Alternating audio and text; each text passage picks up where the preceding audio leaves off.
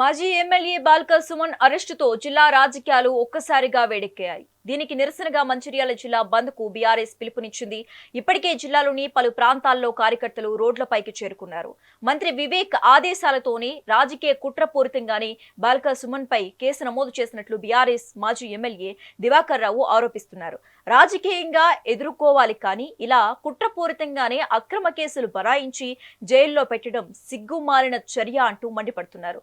ఇక ఇదే అంశంపై మాజీ ఎమ్మెల్యే నడిపెల్లి దివాకర్ రావుతో పాటు బీఆర్ఎస్ నేతలతో మా ఆదిలాబాద్ జిల్లా కరెస్పాండెంట్ నరేష్ కుమార్ మరిన్ని వివరాలు అందిస్తారు.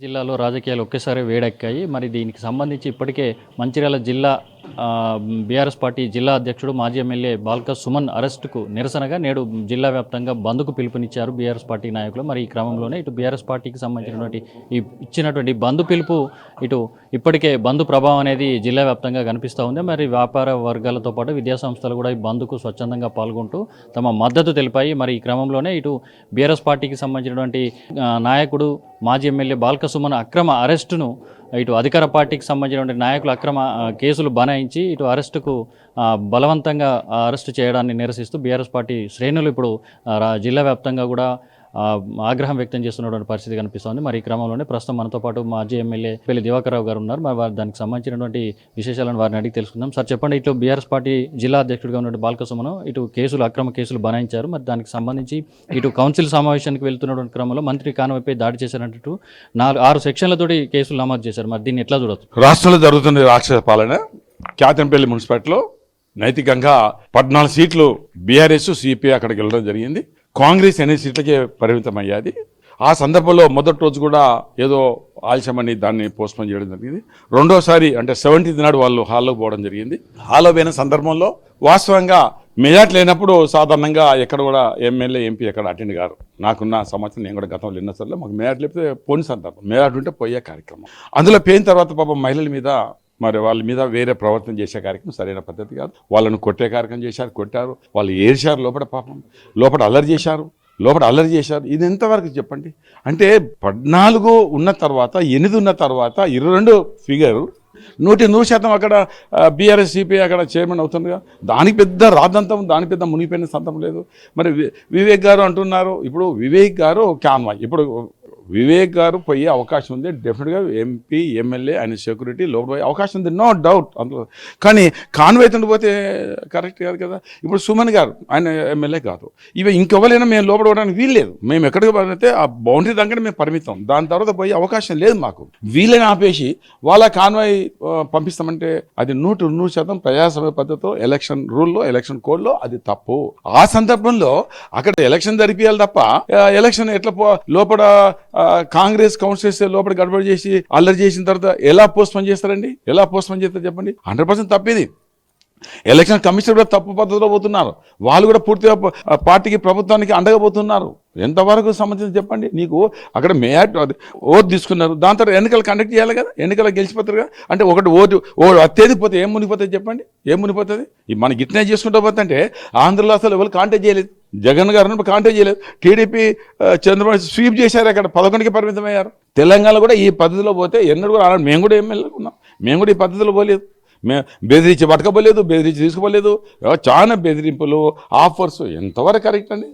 ఇది 100% సుమన్ గారిని అరెస్ట్ చేయడము, ఇన్ని సెక్షన్లు పెట్టడము, ఆయనతో ఇంకా మందిని తీసుకుపోవడము, పట్టుకోపోవడము, ఆదిలాబాద్ జిల్లా చేయడం పూర్తిగా మేము దాన్ని వ్యతిరేకిస్తాం.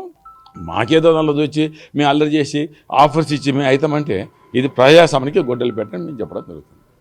చెప్పండి, ఇప్పుడు పోలీసులు కూడా ఇటు ఏదైతే కౌన్సిల్ హాల్లో జరిగినటువంటి దుశ్శాసన పర్వానికి పోలీసులు ఉన్నారు, అక్కడే ప్రత్యక్షంగా మంత్రితో పాటు ఎంపీ గారు కూడా ఉన్నారు. మరి వారికి సంబంధించి కూడా ఎంత ప్రాధేయపడ్డా కూడా వారిని కనీసం కనికరించకుండా అడ్డుకునే ప్రయత్నం చేయలేదు. ఇటు అధికారులు కూడా సహకరించలేదు. అధికారులు కూడా ఇటు పోలీసులను బయట నుంచి పిలిచినా కూడా వారు స్పందించలేదని చెప్పేసి మహిళా కౌన్సిలర్లు కూడా ఆరోపించారు. మరి దానికి సంబంధించి దీన్ని ఎట్లా చూడొచ్చు? మరి వారి ప్రత్యక్షంగా అధికారంలో ఉన్నటువంటి నాయకుల కళ్ళ ముందే జరుగుతున్నటువంటి ఈ దుశ్చర్యపై వాళ్ళు స్పందించకపోవడానికి మీరు ఎట్లా చూస్తున్నారు?